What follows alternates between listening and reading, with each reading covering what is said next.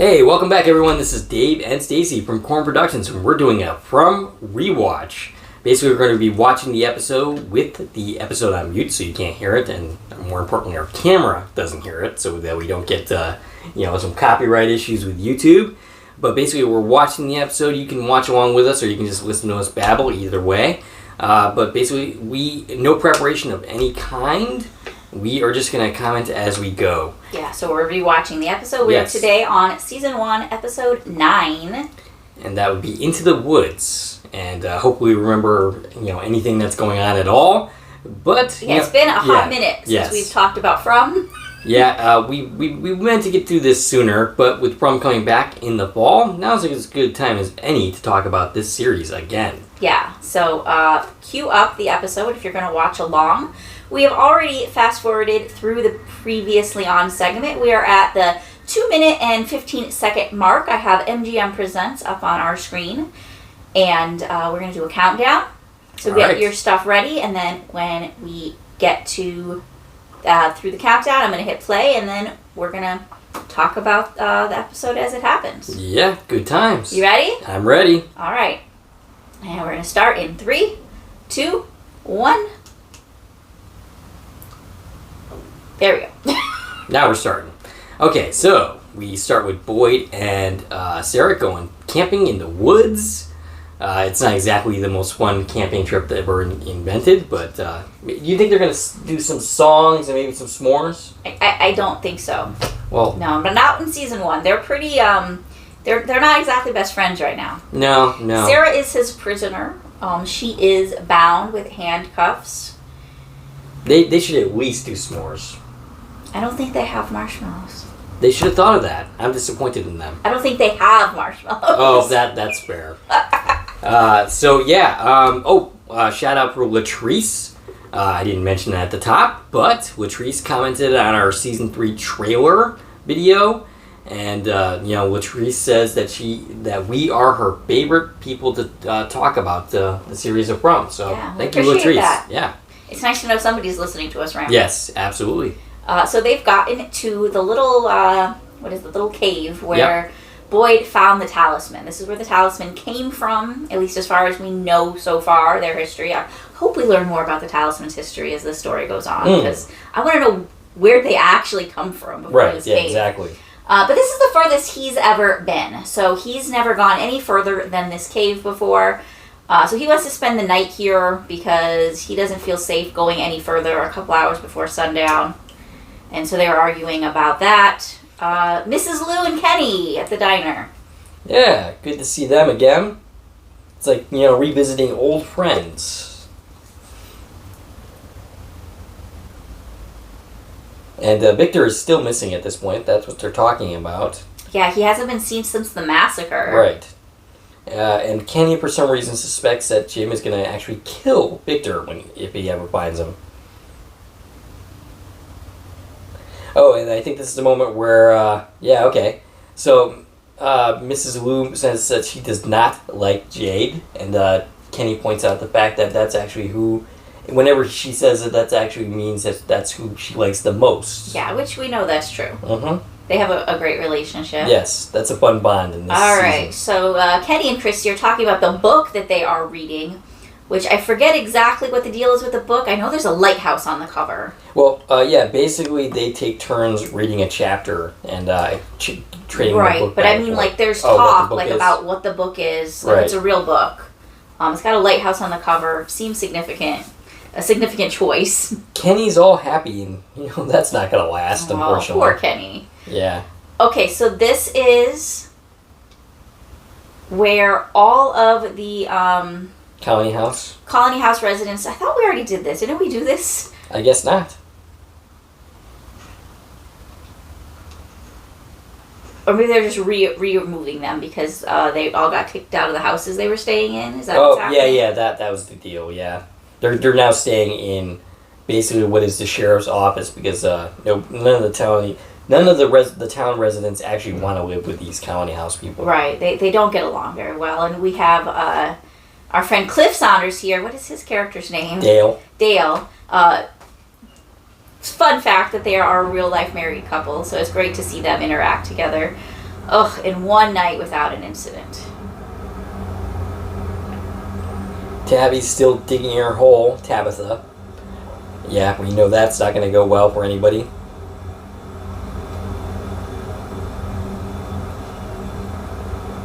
Yep, digging in the basement. Oh, this is her hallucination dream scene, right? Oh yeah, that's right. Yeah, so she's climbing out of the basement, but pretty soon she's climbing the lighthouse. And we don't know exactly that that's what's happening yet, but that's the lighthouse she's in. And she's starting to have these little visions of her being outside in the town. It looks similar. It reminds me of when Abby was talking about how she used to have dreams as a kid of this place, or that reminded her of this place. That so she's seeing the toys. There's Norman. Norman. Her son's imaginary little friend, and all of his toys on the stairs. There's an ambulance. This scene has been super. There's a bottle that falls super, like, torn apart by the fandom trying to grab all the clues from this, and there's just so much going on in this scene that we still don't know what any of that signifies. She hears a phone ringing, and I think we haven't heard the story yet, right? She tells it later, I think. Yes. The story about the phone ringing, and what we know as, again, spoilers through season 2, the phone ringing represents when her son died, right? That's how he died, is they were distracted from the phone ringing, and the baby rolled off of the changing table. Right. Really gruesome. And then she sees her husband hanging upside down at the top of the lighthouse. Kind of like a bat. And a horn blaring, which ties up with the horn when they crash the RV, and then she wakes up and this was all a dream. So is this like a foreshadowing that Jim becomes Batman? Something kooky, right? You know, I could see the actor playing Batman, actually. Ewan Bailey. And then Que Sera Sera. So that was a lot already in the opening. Yes. Que Sera Sera, How I've Missed You. You know, it's funny because I recently was rewatching the new miniseries of The Stand, which I didn't think was particularly good. I thought the original miniseries was better. The reason I'm bringing it up is because Ewan Bailey is in that, and he actually ends up friends with Harold, and he dies tragically. And, you know, spoiler alert for anybody who hasn't watched that series. But I wouldn't recommend that one. I would watch the original if you're going to watch The Stand. And yes, we are seeing all of our imagery as we go through Que Sera Sera. So this is the penultimate episode of the season. Yes. Before the finale. So if I recall, we don't have any Victor in this episode. Nope. We don't see him until the last few moments of the season, basically. He's tucked away pretty good right now. I don't remember exactly what happens in this episode other than they're in the woods. Yeah, they go camping. They do not cook s'mores or have sing-alongs. Really disappointing. Yeah, if you're going to go camping, you definitely need to make a fire and make s'mores. I'll remember that. Yes, it's a must. You have to do it. I mean, I would say don't go camping in Fromville. No, I would generally avoid doing that. Yeah, it seems like a really horrible idea. Stay indoors, lock the doors, lock the windows. Don't let the monsters in. I would do no different from any of that.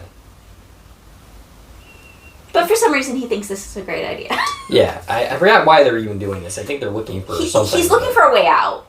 He feels like there's some answers out there. So John Griffin, who also is the creator of this series, directed this episode as well. Alright, so here we are. Nice little view of Fromville with the rusted bus and the empty pool. The box. There is Tom's bar. Alright, so Tabitha is kind of reeling from that dream. Donna's woken up by somebody screaming. Oh, they're at the station. I think this might be the episode where Donna ends up freaking out. Ends up taking naps. So they just discovered, I forget his name. Yes. This character has hung himself. He appeared in something that we were recently talking about. Was he in The Sinner? We talked about him, I think. Yeah. Somebody brought him up in an interview, too. Oh, okay. I think Bob Mann was talking about being friends with him. Gotcha.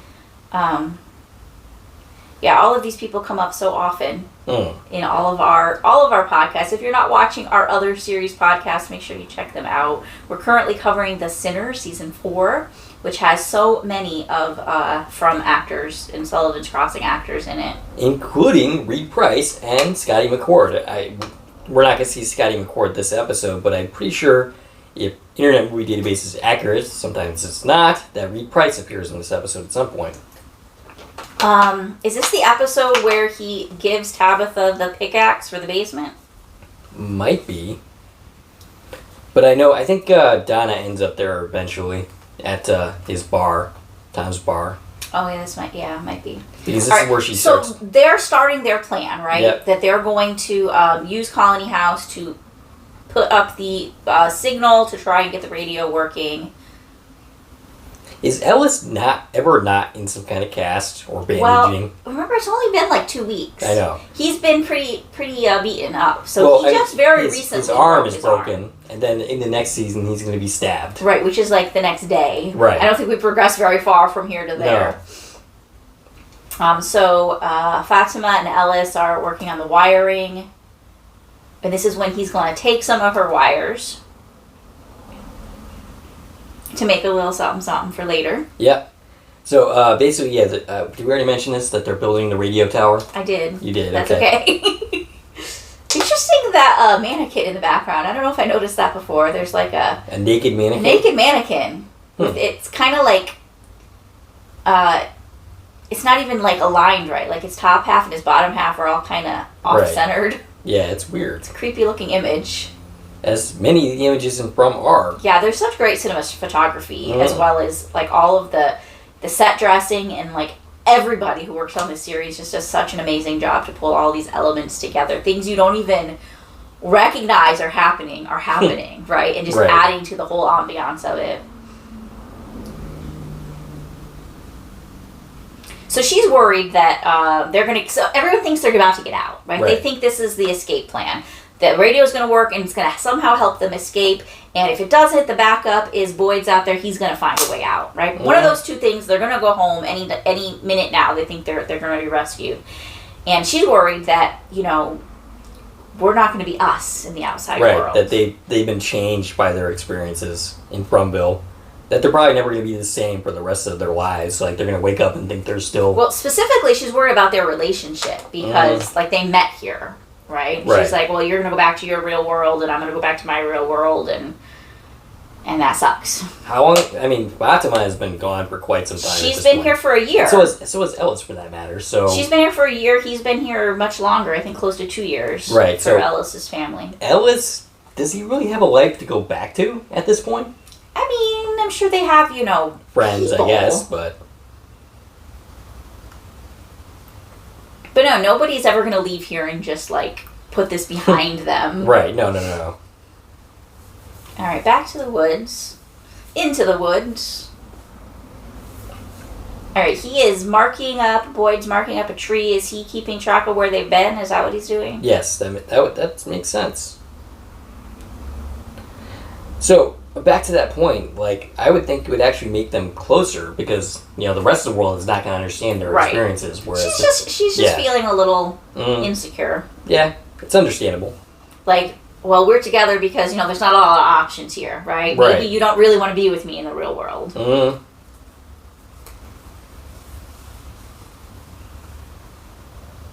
So they're talking about the loop with the roads. He has some reason to think that maybe it'll be different going through the woods instead of going through a road. Right. But they really don't know. They might just walk right back into town. Mm-hmm. And they really don't know how big this is, even if it does loop. So they're just walking into the unknown and looking for something new. Yes. Which they're going to find. And new is not always good. No. Especially not in this area. But they need some new. That's what he wants, right? He wants something different, a new clue at least. Right. That's going to help them.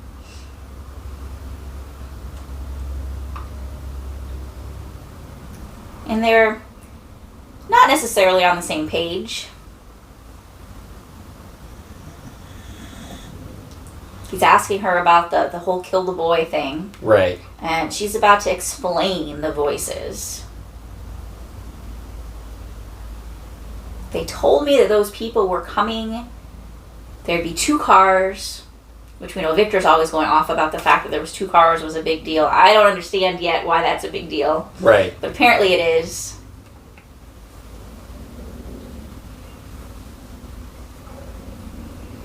So basically, Boyd is being a dictator and saying, "Hey, look, when I say jump, you better jump. You're basically, I'm the leader here, and you're gonna do what I say." Yeah, so she's saying the reason she did it is because they said her brother would die, everybody would die, if she didn't kill the boy. She has failed to kill the boy. Right. But the question is, who are the voices telling her that? Yep, that's always been the question. Are they on their side? I highly doubt it. Are they on board with the monsters? Are they opposed to the monsters? How many different forces are at play here? Yeah, my argument has always been that there's definitely different forces at work. Absolutely, there has to be. The voices that are communicating with Sarah are not necessarily the good voices for sure. But they might be. Yeah. It might be, literally, Ethan's going to be their downfall. Maybe. Perhaps, maybe. Like, we have no idea at this point. Like, who can we trust? Right. Would you trust random voices in your head telling you to kill somebody? No, but then again, I tend to be more sane. I mean, she was probably pretty sane before this. Yeah, I would assume so. All right, so we're going through all of the pictures that Julie brought. Victor gave her these pictures, right, before she went through the tree. That Ethan is wearing. It's stained? I think so. Or unless it's just designed that way. Yeah, there's little, like, feathers on it. Oh, okay. Or something. It looked like blood or something. See? Oh, okay, I see now. Remember, they're all wearing, like, vintage clothes right. that have been, like, living in this town. Julie's got the butterflies on her.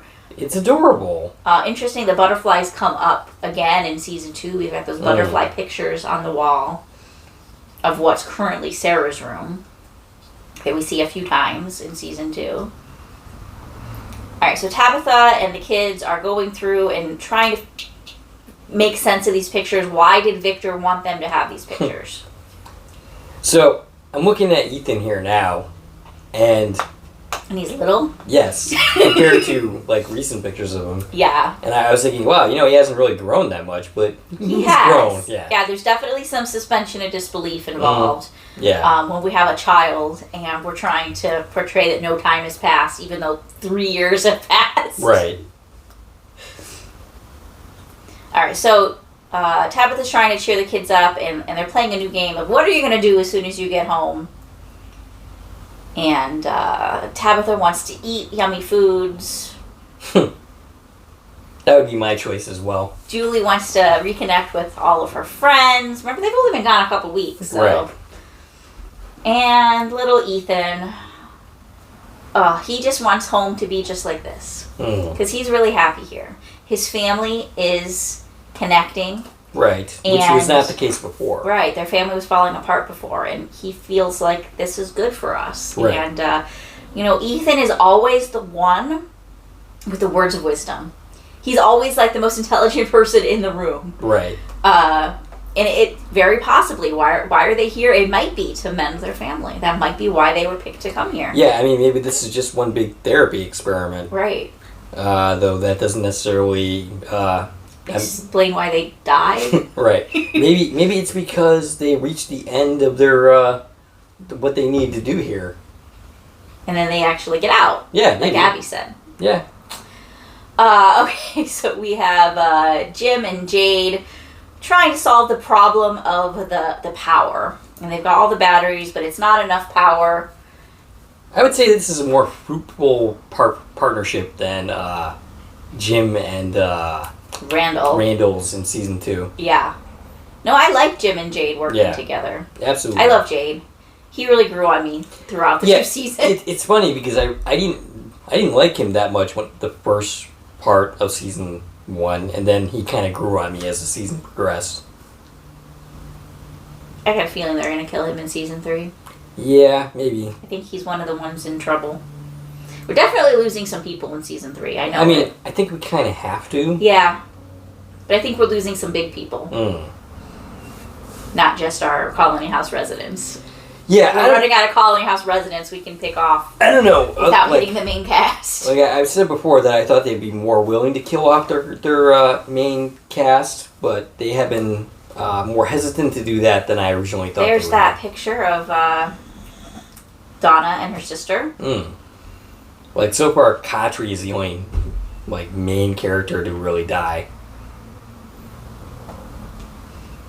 And even though he has been gone since, what was it, episode 7, he's been back half a dozen times since then. Right, yeah. They're keeping him very much in the story.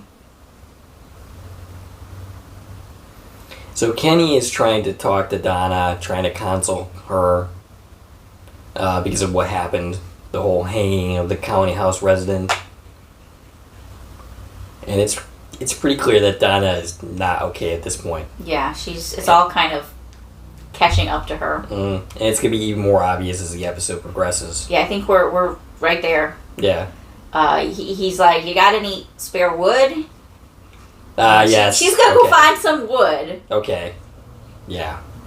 So this is the axe scene. So yeah, she's like, I'm going to go get you some wood. And she goes... And just look at the beauty of these camera angles as we go through this house. So she goes into the kitchen and she's going to grab an axe. Why is the axe stored in the kitchen? And she just starts wailing at the floorboards in the kitchen. Yeah. She's like, we don't need this house anymore. This house is fallen. Everything I've worked for is gone. So let's just tear up the house, right? And basically Kenny's trying to get her to stop. She's not listening. So she's literally just ripping a hole in the floor of the kitchen at Colony House. Mind you, this house is damaged and all that, but still, you need this house, Right. But she's at the point where nobody wants to live here, even if they do get the windows patched up because of what happened here. That's okay. They're going to bring in whole new people to live here. They don't know about that night. Right. Yeah. Exactly.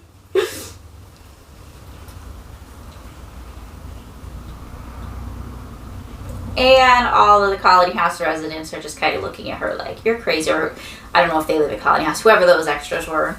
There's a lot of people in this town. Mm-hmm. They have so many extras that they brought on, and it's like, where do all these people sleep?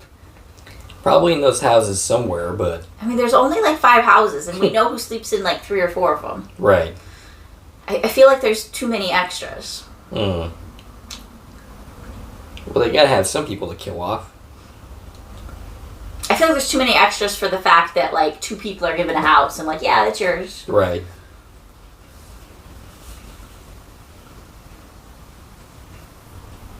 Alright, so we're back in the woods. He's still marking up the trees. He doesn't look like he's so sure what's happening. I don't know if he has a plan right now. Just wander into the woods until he finds something. Yeah, I think he's maybe at this point starting to question if this was the right idea. Because he doesn't know where are they going to sleep tonight. Right. He knew where to sleep that first night. He's in uncharted territory now. He has no idea if that talisman's going to work in that tent. Not even the slightest idea. It's a piece of fabric. Right. And Sarah's talking about Ellis. I don't think he necessarily wants to hear any of that either. Right.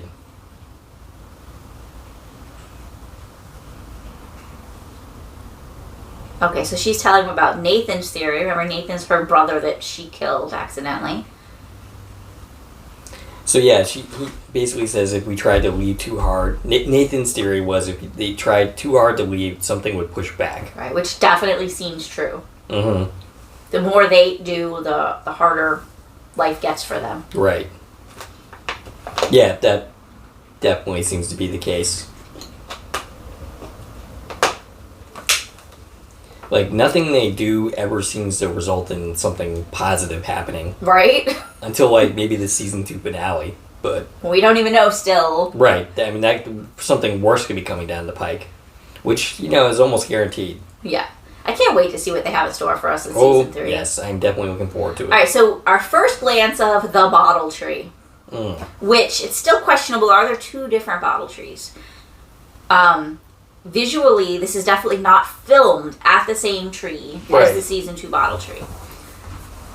And this does not look like a faraway tree. It Nope. doesn't even look wide enough to be a faraway tree. So, is the story that there's multiple bottle trees?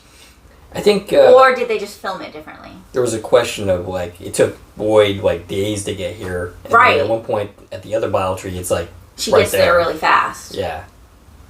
But maybe it's just a matter of she was looking for the bottle tree and he's just kind of wandering aimlessly. Right, stumbling around. All right, so Sarah starts having voices. When he was trying to get the bottles have messages in them. He's trying to get one of the bottles down to see what's in them, and her voices started freaking out on her. She starts having a seizure. Seizures happen, it seems like, when something doesn't want people to know something, right? Right, yeah. It's like they're trying to stop the scene. There's Tom. Reed Price! That does not look appetizing. I guess that's his potato vodka, but it looked pretty brown. That he's serving to Donna. And Kenny's going to wander in. Yeah, this is a pretty good scene. Because she's going to explain her problem, and her problem makes sense. Basically, she's saying that, they're giving people hope, and what happens when that hope is gone? Right. Like, basically, she's pretty sure that none of these things anybody's doing is going to work. Right. So she thinks this is false hope. Yeah. But, remember, her whole philosophy of running colony houses, we're living in the moment. Mm. They're not trying to get home. Right. They've given up on trying to get home. Mm-hmm. And now everybody's been brought back into, maybe we should try to get home. Right. And she knows, this is bad for people. Eric, that was his name. The kid that did the thing. Offed himself? Unalived himself? Yeah, that.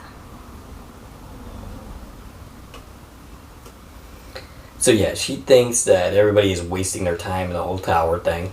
Yeah, beyond wasting their time, but actually making their situation worse by putting all of their resources and energy into this tower. It's hard-pressed to suggest that she's wrong.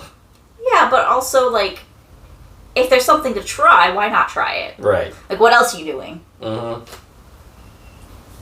But yeah, maybe they shouldn't have such expectations. Right. I'm not sure exactly what they expected happened, to be honest. Probably the answer to that is not a house falling on Jim's wife. Probably not. But they want this to help them get out, right? And I don't know. So even if you contact somebody on the radio, what do you say? Right. Hey, we're in some place that doesn't exist and we don't know how to get here, but help us. Right. How's that going to help you? Best case scenario is people in the real world know you're alive. That's a start, at least. But I don't feel like that's going to help you get rescued. Probably because you don't know where you are. Mm. If you've gotten to the fallen tree, you've gone too far. Right? Yet also, you have to get to the fallen tree to come get us. Right. So. But you're just going to end up stuck here, so I'm not sure I recommend it. Yeah, I'm not sure I see, the goal. I mean, the goal is to get out, but I'm not sure I see the path to get there that they see. Right.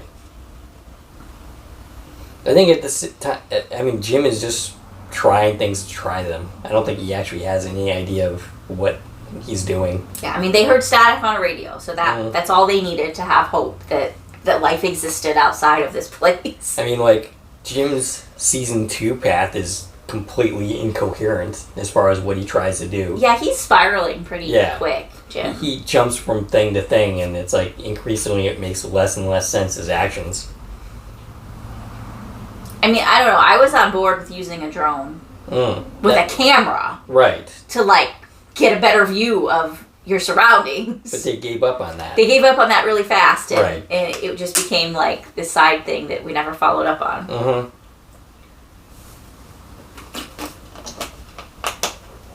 It's a rather lengthy scene.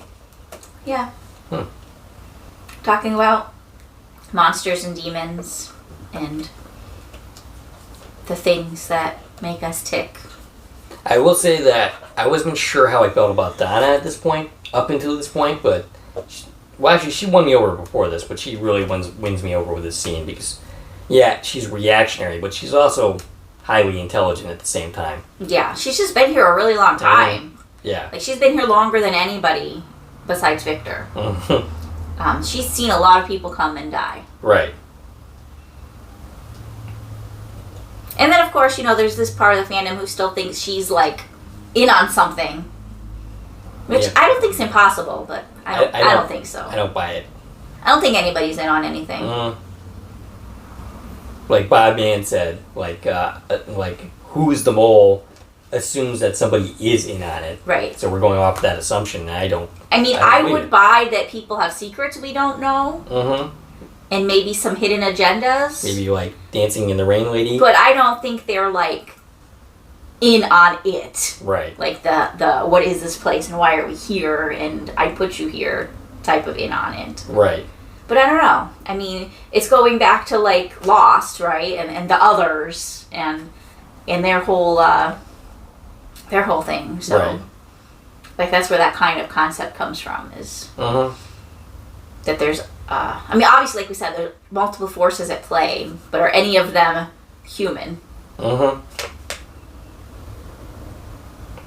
And then, of course, there's just the idea that, maybe some of these characters, any of these characters, could be doing bidding of voices of their own that we don't know about. So they're doing something for somebody, not necessarily that they know why, but they're just, like, listening to somebody for some reason. Right. Go back to The Stand for a moment that Ewan Bailey, who's in this scene, was in. I didn't like that series. I didn't think it was well done. But Ewan Bailey is really fun in that series. And they're talking. Yeah, it's Jim and Ellis talking in this scene. I'm trying to grasp what they're talking about. This could be hard to do with we're just reading subtitles. Yeah.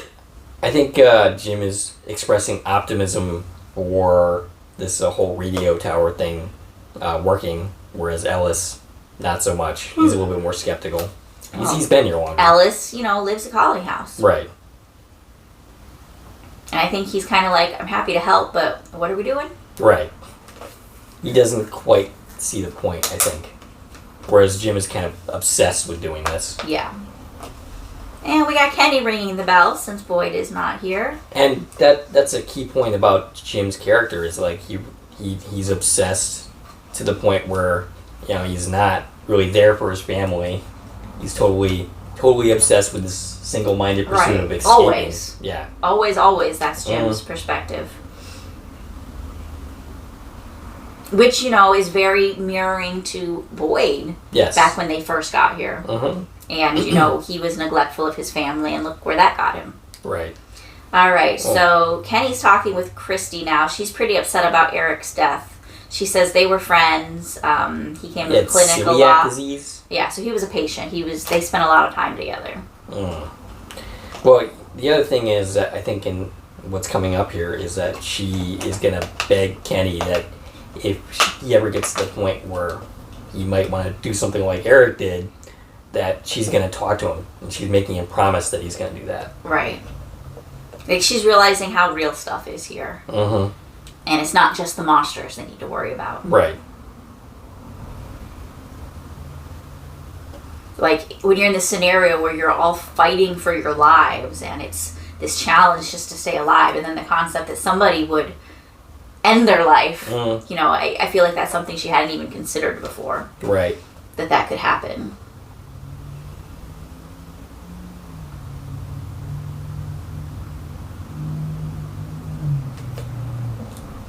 Yeah, and there you go. She's asking for the promise, because she's kind of seeing what Donna's seeing is if this doesn't work, how's that going to leave people's mentalities? They're going to the morale, so to speak. Right. It's definitely going to put a dent in things. And I also feel like maybe she feels a little responsible for people's mental health as well as their physical health, being the only healthcare provider in this town. There's no counselor here. It's not like there's a therapist hanging around. That's a lot to put on your shoulders for sure. And also remember, she still feels guilty for Nathan's death. Right. Because she's the one who, unbeknownst to her, gave Sarah permission to steal the scalpel and go try and kill a child. Yeah, Mrs. Wu and Jade. I love this scene. Yeah, this scene right here is one of my favorite in the whole series. So Jade and Mrs. Liu are in the Liu house. He's helping her set the table. She's cooking. She's always cooking. No tea in this scene. So yeah, Jade is going on and on about trying to get power. Yeah, he says it's an unfixable problem. He's like the smartest person here, but he cannot see beyond his own, Nose? Yeah. Can't see the forest through the trees. Right. Ah, there we go. And yeah, she's getting clearly annoyed with him. He's complaining about Jim. Yep. So she speaks Cantonese, and she basically says, "You complain so much," and then she says, "You need power," and then she ends up flipping a light switch, which she's about to do now. And this, I love this. It's so beautiful, and it's so simple. Like, the power's here. You just got to figure out how to harvest it. Right. And he literally hadn't even thought of trying to harvest their fake power. Mm-hmm. But he's calmed down and with this. But he's being condescending to her. He's like, obviously we can't use that power. But, you got to think outside the box. Right. Yeah, this is a great bond between these two characters that we don't necessarily get to see as much in season 2. And suddenly it dawns on him like, oh wait, maybe there is a way.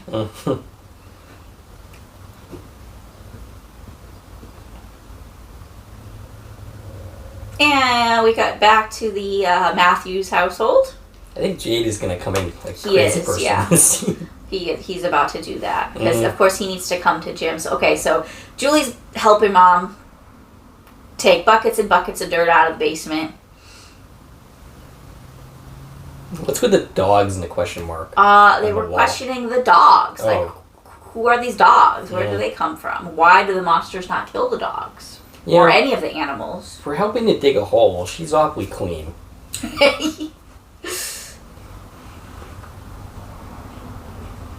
So remember, she just got with them like a day ago. She was living at Colony House. She's new to this household. She's not going to be here very long.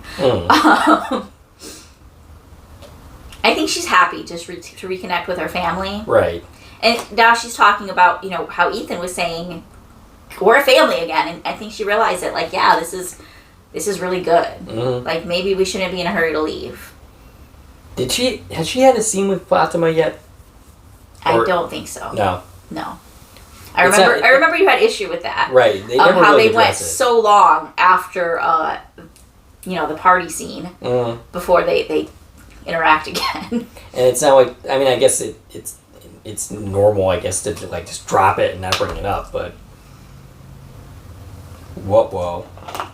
The lights are doing their flicker thing. Are they somebody giving a message? All right, so we've set up the tent. So Boyd, remember, Sarah had a seizure. He ends up setting up the tent. She's passed out. He's sure hoping that talisman is going to protect them. And Sarah wakes up. We are full in the dark now. He has no idea if the monsters are going to come way out here. And they don't, right? We don't see monsters out here. No.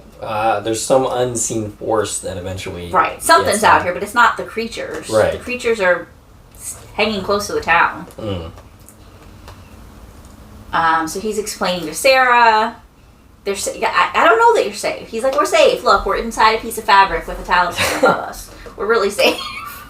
Right. Some people would think that, or some people have said that they think the power of belief is what keeps them safe. I don't buy it, but that is what some people believe. Yeah.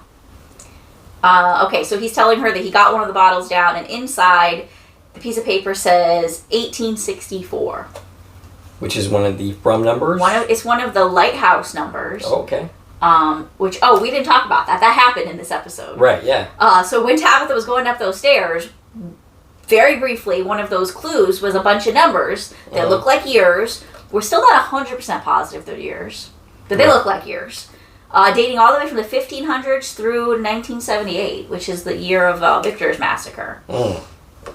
So they look like years, and one of them is 1864, which also seems to correlate to the Civil War soldiers that Jade was seeing. Yes. So we can assume, or one of the assumptions... You can't assume anything, but we can postulate. A guess would be that at one point a bunch of Civil War people got stuck here. Sure, maybe. Okay, so she's saying how she heard a voice, and it was a different voice than she usually hears. It was a woman who said, "Tell Mr. Fish and Loaves that I was wrong." Right. And this is being taken as Boyd thinks it's Abby, which it was. It was Abby's voice, at least, saying she was wrong because he asked her to tell him, should I go into the woods? And he got what he thought was a symbol from her saying yes by the song playing. So is the Abby that is speaking to her right now the same force that we see Abby in season 2? I don't know. Or is it different? I don't know. Is it really Abby? Because I don't think that's Abby in season 2. No, I don't think so at all. But is this Abby? Oh, here's where they're getting dragged by something. Yeah, so the tent is being dragged. After, presumably Abby just told Jim, like, hey, I was wrong. You shouldn't have came out here. Right.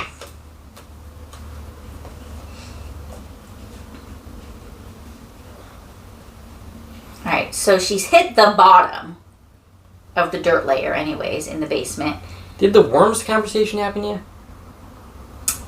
I didn't see it, but I also feel like maybe it happens in the morning before they leave the tent. I don't know. I missed it if it did. Right. But again, we're just like watching subtitles, so it's easy to miss things. Alright, so they're getting thrown around really good in this tent. I wonder how that was filmed. That must have been fun. Just flail around for a while. We'll tell you when to stop. Right. Someone outside just shaking the tent. Alright, so they're looking for the talisman, which obviously fell. But it doesn't seem to matter. No monsters have broken in. You gotta wonder exactly what force just dragged them. Yeah, and we still don't know. Right. Speculation that it was a giant spider. Because when they come out of here, we see spider webs. Maybe it was Shalab. What? Shalab being the giant spider in Lord of the Rings. Oh, I wouldn't know about that. And then we hear what the subtitles calls a horn blaring, and then we have this bright light, which we know now. I knew right away. That's the lighthouse. Right. It's the foghorn and the light from the lighthouse. But I mean, that's not made perfectly clear in this moment. They have no idea what is happening. Right. And that's the episode. I can't believe that's where the episode ends, but yeah, there we go. There we go. Another episode that just 9. ends like that. That's one thing about this show is every episode ends right in the middle of such a suspenseful moment, and every time the episode ends, like when you're watching it live the first time, you're like, wait, what? It's been 10 minutes. Right, yeah. And so many people complain about, like, you know, nothing happens in episodes and the pacing, and yet episodes go by in a blink. Right. It's funny, you can't complain both directions. Right, yeah. But they do. Yeah. They do. They manage. And the episodes aren't short. That episode is 45 minutes. That's a standard hour of television. Right. The episode before that was 55 minutes. That's an extended episode of television. Basically. Like a standard episode of an hour-long television, because they account for commercials, is 42 to 48 minutes. Yet people watch these episodes and constantly complain that they're too short of episodes, that they're not a full hour. Right. But no hour of television is a full hour. Right, because you're basically getting interrupted by commercials. That's how television works. Right. So, yeah, we got one more episode to go. No idea when we're going to be doing that exactly. We'll try and get to it. Right. Sooner rather than later. I mean, ideally, we should be doing it at least before season 3 starts, which will be towards the end of the year. We should even do something to review season 2 in some way. Yeah, before we absolutely. start season 3. Yeah. So. But this format, we will finish out season 1 for sure. So yeah, that was. It's been long enough that it was kind of exciting. Yeah. We didn't know exactly what to expect, and then it's over. And as the episode, went along, I was like, oh, okay, that's when this happens. But then, it's over. Yeah, it's over. And yeah, so I do get the argument, like, not a lot happened, just because everything happened so quickly, and then you want more to happen. Well, that's the thing, is, like, they make that argument against season 2. Right. But season 1 was basically the same. It was the same, yeah. Yeah. I think what a lot of it is this show had a much smaller following when season 1 was airing. Right. Now, that includes you. You didn't start watching the show until right before season 2 started. So Basically, you binge-watched season 1. Right. Basically, I started watching the series to do this podcast in the first place. Yeah. So, because I was like, you gotta watch this show. It's pretty awesome. And then I fell in love. which opened up so many yes, yeah, things for yeah, us. absolutely. Because now we talk about Nova Scotian television and film all Basically. the time. Yep. Where was I going with this? I don't remember. I guess we were talking about yeah, people's. So the show had a following in season 1. Yep. But right ahead of season 2, Epix, which is MGM, the old name of MGM Plus, put the show on Prime. Season 1 was put on Prime for free. So a whole new audience found it. And it kind of exploded. Mm-hmm. The fandom like quadrupled overnight. And all those people binge watched season 1. And then had to wait week by week to watch season 2. Right. And I'm not positive, but I really feel like that's who those complaints come from primarily. Yeah. About that season 2 is slower than season 1. And I think it's because they experienced season 1 and season 2 in different formats. Right. Now, I watched all 20 episodes week by week, waiting very impatiently to get the next moment of the story. And so I don't feel that. Now, you did binge season 1 and then watch season 2 week by week, but you don't feel that either. No. But you also do this, where we stop and, like, examine the death out of an episode before we get to the next one. Well, I think some people express that what they wanted from the series is not what it actually is. They want more like a standard horror movie. Yeah, I mean, type everybody deal. has different preferences. Yeah. No matter what you're talking about, not everybody's going to like it. Right. And I remember reading some comments like, well, maybe they're trying to be more prestige, where maybe it's just best to have it be like slasher. Okay, maybe. But that's not what it is. That's not what the series is. So yeah. I mean, and what is this series? It's awesome. That's what it is. Yeah, I'm all in on the way they're telling the story. Let them tell the story. Yes. And if you want to criticize it, let's wait until the series is over. Yeah. And then you can decide if there's a lot of loose ends or if it tells the story beautifully. Like, we don't know. We're not going to know how it ends until it ends. Right. Absolutely. Which hopefully will be after 5 seasons, because that's their plan, is to do 5 seasons. Right. They are working around a 5-season story. So season 3 is filmed. I have every confidence that it's going to, keep going. Oh, absolutely. This show just seems to have, like, such a huge following that I can't see it getting canceled early. But fingers crossed, because you never know. Right. You never know. And I'm very much looking forward to season 3. It's going to be like a reunion with friends. Right. Yeah. Sometimes literally. And then we'll be, again, waiting week to week. Yeah. Spending that week ripping the episode apart, talking about every little detail, talking about crazy theories. And when we say ripping the episode apart, we don't mean that in a bad way. Right. We're not talking about, like, we mean, like, dissecting it and examining clues. Depending on the episode, we could mean in a bad way, but not always, not necessarily. But yeah, so that was the episode. We have anything else to say before concluding this thing? I don't think so. Okay. It's just nice to see you guys again. Yeah, absolutely. Fromally. Yeah.